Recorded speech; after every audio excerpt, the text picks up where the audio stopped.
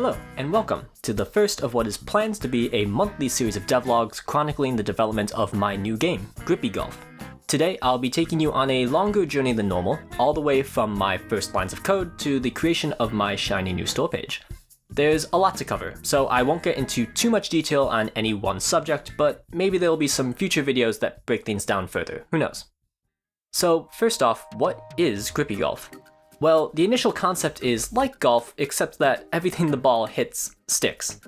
I first came up with the idea over a year ago when I challenged myself to make 10 games over the course of 10 weeks.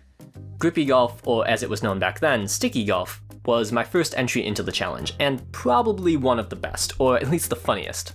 So, after wrapping up my previous game, I decided to take the concept and expand it into a full release. It was nice to already have a prototype available, but there were a number of significant changes I wanted to make.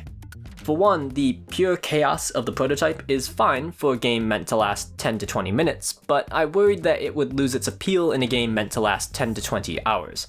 It needed something more, but at the time I wasn't really sure exactly what. Don't worry though, we'll come back to that. The other major mechanical change is that I decided to include a multiplayer mode for both local and online play. Now, as any game dev will tell you, this is not trivial. Online multiplayer in particular fundamentally changes how you have to think about your code. I've also never done it before, though that's true of a lot of things I do as a solo dev.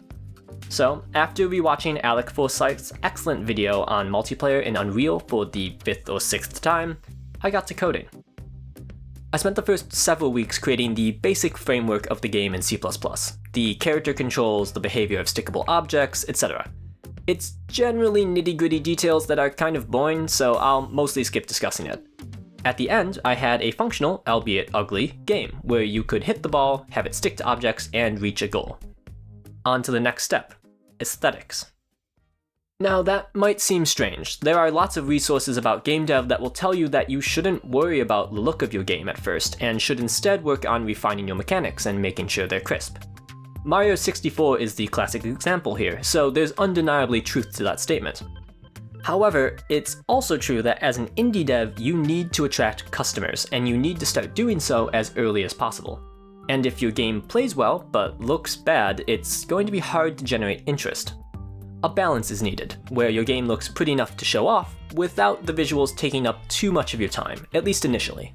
So to beautify things up a bit, I first needed to determine the game's art direction. One of the main limitations I face as a solo dev is that I am not particularly good at art, especially 2D art. As a result, any art style I come up with has to avoid using anything hand-drawn or painted, which sadly locks me out of a lot of my personal favorite styles. Still, there's a lot you can do within those limitations. For example, here's the process that I settled on for Grippy Golf. First, I download realistic textures for the material I want, typically from amazing Creative Commons Zero websites like Ambient CG. Then I open them up in GIMP, yes, I use GIMP, and mess around with the water pixel and oilify filters to achieve a softer, painted look. The next step is to desaturate the resulting image and increase the contrast so it stretches all the way from black to white. I know that sounds weird, but bear with me. Now, I add the modified texture to my model over in Blender. I prefer to have just one material per model for performance reasons, so I bake all the different materials to a single texture. However, there's a lot more here than just the black and white image. There's the normal map, of course, and other basics like metallic, roughness, ambient occlusion. Then there's a black and white vertical gradient that runs up the model and an index value that is different for each material. Baking all these different maps and consolidating them is annoying, so I also wrote a Python script to automate it, which is probably my single biggest time-saving decision so far. If you use Blender but haven't messed around with scripting, I highly recommend it. Unreal is where everything starts to come together. Here, I use that black and white image to interpolate between two colors, which lets me change the color of my materials in Unreal without having to rebake the texture.